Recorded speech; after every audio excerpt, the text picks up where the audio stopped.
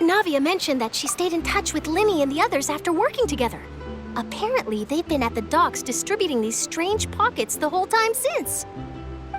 Traveler, Paimon. And Miss Charlotte, too. Would you like a magic pocket?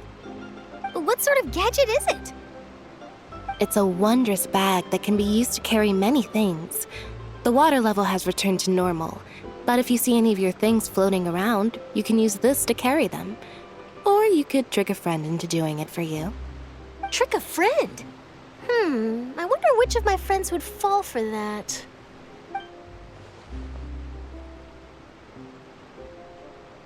You could just make a friend like Fremine here. Isn't that right, Fremine? Is this what you meant by, I'll help you make some more friends? To be honest, that sounds pretty sweet. Could I have your contact, please? Sure. Please, write down my address. You sure are working hard to help Fremine socialize. He was the one who proposed doing this. He even wants to assist in our magic shows. Yes, I was planning to first introduce Pear as an assistant, and later Fremine himself. In the future, I think we can leave underwater escape magic to him too. That said, would anyone want to see a diver escape underwater? Oh, it'll work out. Every journey begins with the first step. He'll become a part of our show eventually. Lynette, could you come over? Miss Charlotte says she wants to take a picture of us. Got it.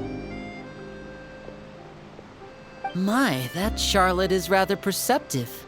She got rid of everyone the moment she realized I had something to say to you. So, how have things been, Traveler? Father says that you did a great deal during the latest events. She's very grateful for your contributions to Fontaine.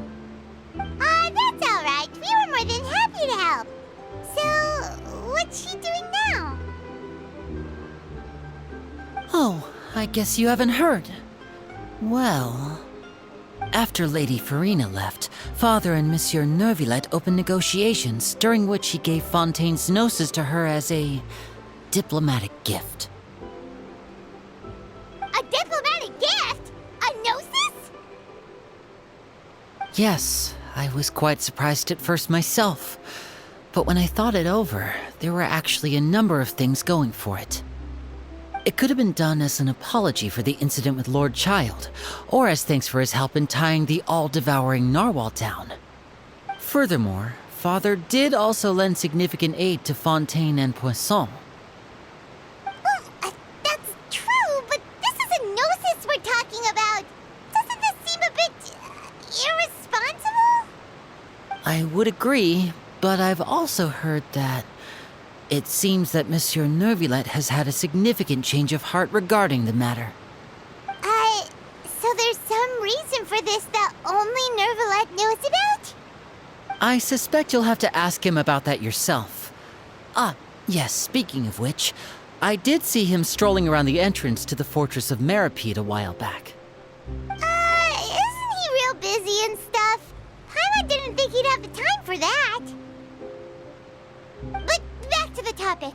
The gnosis was given to the knave, right? What about Child? They say that he's returned to Snezhnaya to recover from his wounds. I hear that the recent disaster really did a number on his health.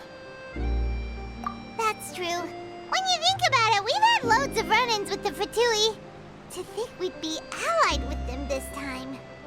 So shocked by such a simple switching of sides?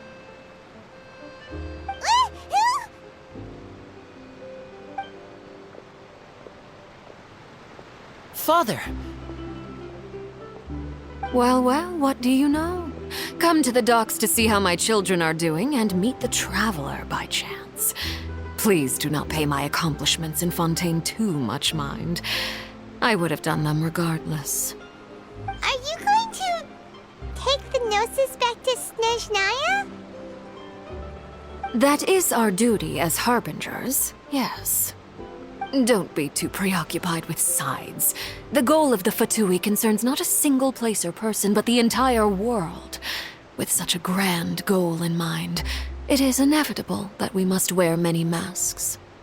Switching my masks is something I've always done. Well, that depends on many things. No one truly knows what the future holds.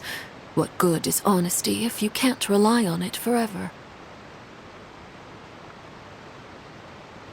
As for you, I very much look forward to our next collaboration. Good things cannot be achieved alone, and you've proved yourselves to be great partners. A vision? All right. I'll remember to return it. Thank you for keeping it safe for him this entire time. And that's a wrap for me. Huh? You're... Greetings, Miss Journalist. Hello. If I'm not mistaken, there are diplomatic channels I'll need to report to take a photo of you. That is correct. So forgive me, but I will not be able to serve as a subject in your article. However, feel free to write as much as you'd like about our dear magicians and our upcoming rookie talent. I will. The sea breeze is quite pleasant. I shall continue my walk while the weather remains so agreeable. Farewell. Farewell, Father. Oh, she has such an intimidating presence. I didn't even dare to take a picture. Thankfully, I've already wrapped up all my pre-scheduled interviews. Thank you all. This'll be more than enough for me to write about, I'm sure. Don't be too nervous. Why don't you take a magic pocket before you go? Here, Traveler, Paimon, you take one too. To move things about? That's right. Funny. I was giving out magic pockets when we first met too. And what do you know? I'm doing the exact same thing right now. So many things have happened, but the pockets are still the pockets. I guess this must be life. We will all follow our own paths, and serendipity will lead you to your fated friends. All right then. We'll be handing out pockets in some other districts later, so we'll get going now. Have a good day, you two.